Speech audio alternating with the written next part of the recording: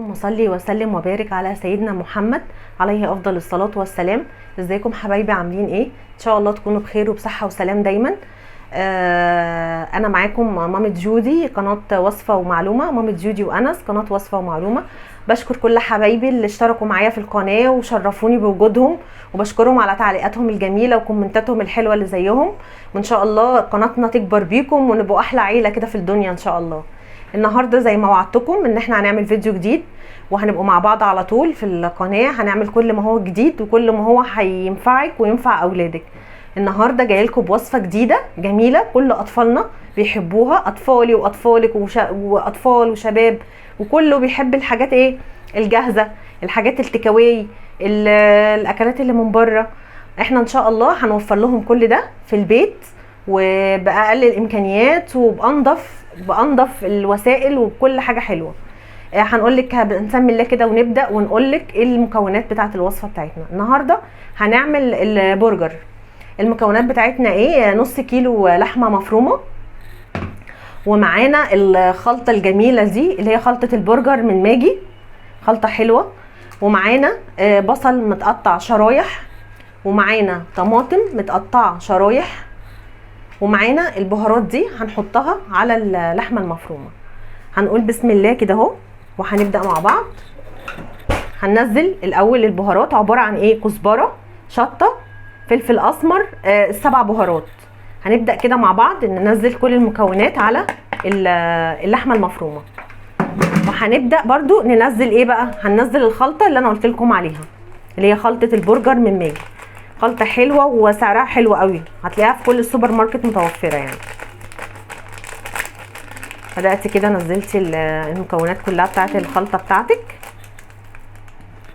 وبعد كده هو هتبداي بقى تسمي الله كده. وطبعا ايدينا مغسوله عشان ايه؟ تبقى حاجتنا نظيفه. طبعا هنستخدم ايدينا، كلنا بنستخدم ايدينا، بس طبعا تبقى ايدك مغسوله من قبلها كويس بس. وهتعملي حاجه كويسه في بيتك لاولادك بيحبوها وهيفرحوا بيها، وهتوفري كتير. يعني انت لما تعملي الحاجه دي في البيت هتبقى بربع ثمن ما تجيبي حاجات من بره، او تروحي تاكلي من بره، او تجيبي لهم اكل من بره. لا، انت بتجيبي لهم اللي بره لحد باب البيت، وانت اللي بتعمليه بايدك، وتبقى ضامنه جودته وضامنه كل حاجه حلوه فيه، وهياكلوا وهيفرحوا وهينبسطوا. كده دخلنا كل المكونات في اللحمه المفرومه. اهم حاجه برضو ايه؟ ان انت تعجني كويس عشان لما تيجي تشكلي اللحمه المفرومه تتشكل معاكي بسهوله. كده خلاص ضمننا كده ان كله ايه؟ كل المكونات امتزجت في بعضها. هنبدا بقى حبايبي نمسك كده ايه؟ اللحمه المفرومه ونبدا مع بعض. هنبدا ان احنا نشكل مع بعض اللحمه المفرومه. بتجيبي كده طبق او اي حاجه عندك كده، او صينيه صغيره، وبتحطي عليها كيسه بتفتحيها 2 كده اهو، وتبداي بقى ايه؟ تشكلي البرجر اهو بكل سهوله. هتمسكي البرجر كده اهو، وبكل سهوله وببساطه هتتشكل معاكي. عايزاكي بقى تجربي الوصفه وتقولي لي ايه رايك فيها، وايه رايك او ايه راي اولادك فيها.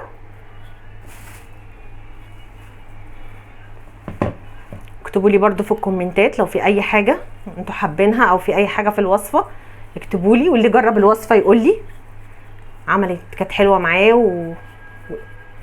تبداي كده اهو بصي بدات تتشكل معاكي. لو عندك مكبس البرجر برده ممكن هيسهل عليكي. هتبداي كده تشكليها.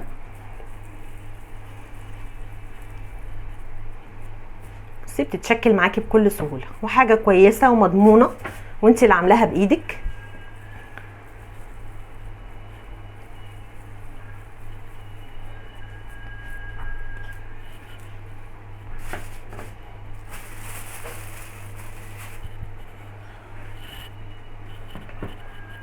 بس ان شاء الله هنعمل بقى دول معاكم كده عشان بس ما نطولش عليكم الفيديو. هكمل انا، وهنبدا بقى ايه؟ نغسل ايدينا من اللحمه المفرومه.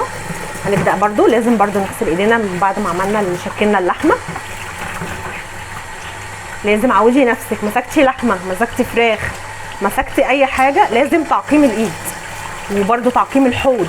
انا برضو هعمل فيديو معاكم عن الموضوع ده، ان انت لازم تعقمي كويس قوي بعد اي لحوم تعمليها او اي فراخ او اي حاجه من دي، تعقمي بعدها الحوض وايديكي والرخامه.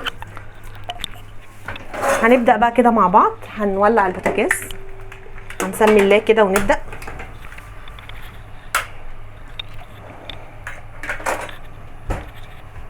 هنسخر الجريل بتاعنا ونهدي عليه، نخلي النار وسط، لا تبقى عاليه ولا ايه ولا واطيه. اهم حاجه بقى الجريل يسخن معاكي. وهتبداي كده تفتحي الجريل بتاعك، تسمي الله كده وتبداي تحطي البرجر بتاعك كده اهو.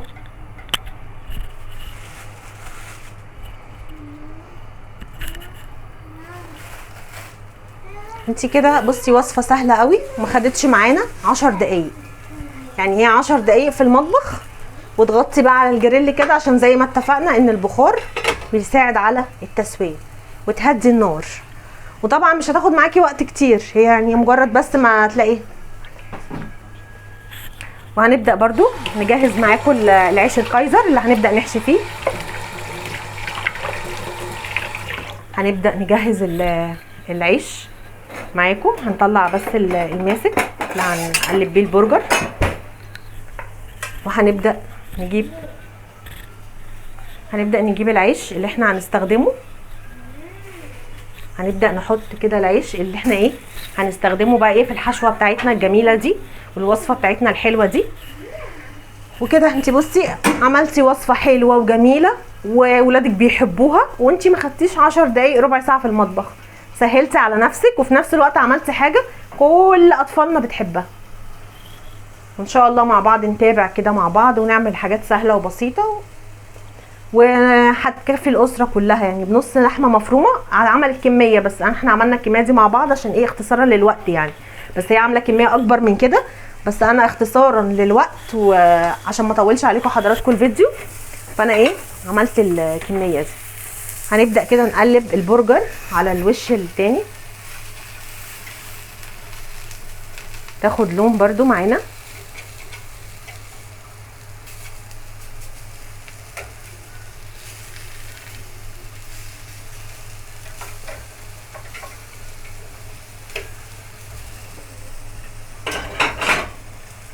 تبداي كده تغطي برده الجريل بتاعك او الشوايه بتاعتك بس. ومعانا برده الكاتشب هتستخدمي برده في حشو السندوتشات برده عشان الاطفال بيحبوه، حاجات برده بسيطه وبتفرح اطفالنا. والبصل في الاول هتبداي كده تحطي شرايح البصل في الحشوه بتاعتنا في السندوتشات بتاعتك.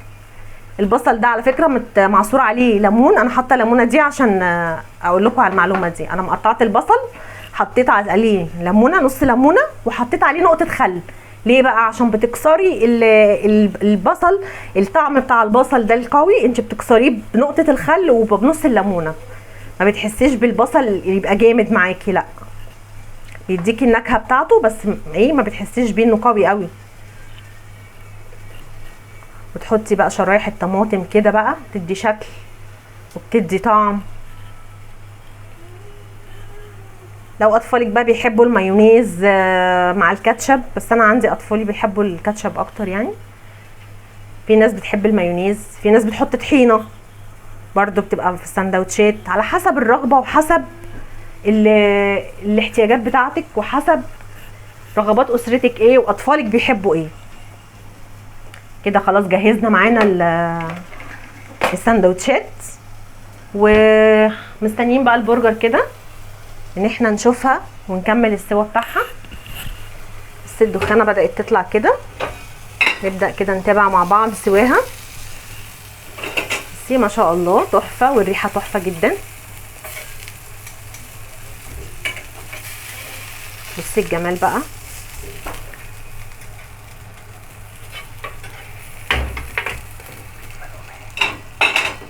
بدل بقى ما تروحي تكلفي بره بقى وتعملي بره، لا احنا عملنا بربع الثمن.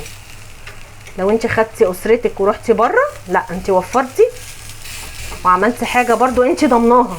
انت جايبه اللحمه بايدك وعجنها بايدك وعامله حاجتك كلها قصاد عينك. لسه هنستنى شويه برضو عشان لازم برضو ايه تبقى معانا حلوه كده ومستويه من جوه ومن بره، تاخد اللون من جوه ومن بره، تبقى مش لازم بقى انت تاخديها اللون من بره ومن جوه، لا اتاكدي ان من جوه برده اكتملت السوا، اهم حاجه برده. وان شاء الله باذن الله هنعمل مع بعض برده اكلات برده حلوه واطفالنا بتحبها.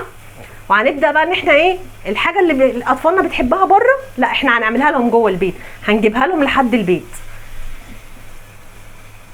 هتبقى وجبات صحيه ومفيده، وانت كمان هترتاحي. يعني انت لما تعملي وصفه حلوه وسهله وما خدتش 10 دقايق ربع ساعه في المطبخ، انت وفرتي برضو على نفسك، هيبقى بالنسبه لك يوم حلو، ما اجهدتيش نفسك، عملتي اكله صحيه وكويسه لاولادك وفرحتيهم في نفس الوقت ان انت مش مجهده، وبرضو ما كلفتيش كتير.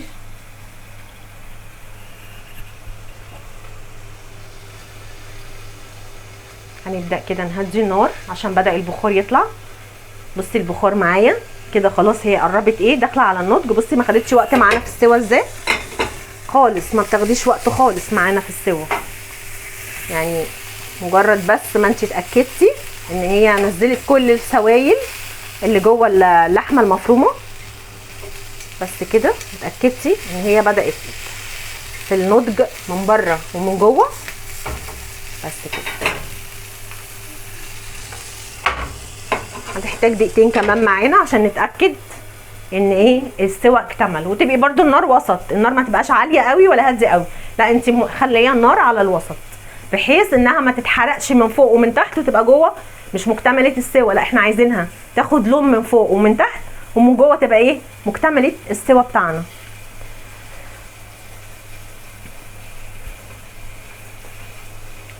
هنبدا بقى كده حبايبي مع بعض، هنبدا نطفي النار ونسيبها تاخد البخار لمده دقيقتين برده.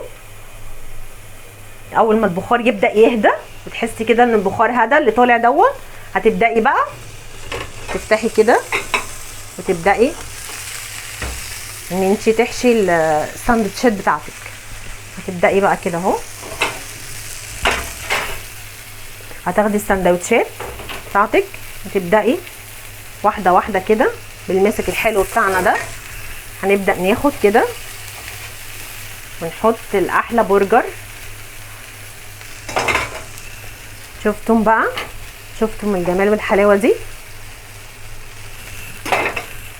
هنبدا بقى ايه ناخد كده بالماسك اهو،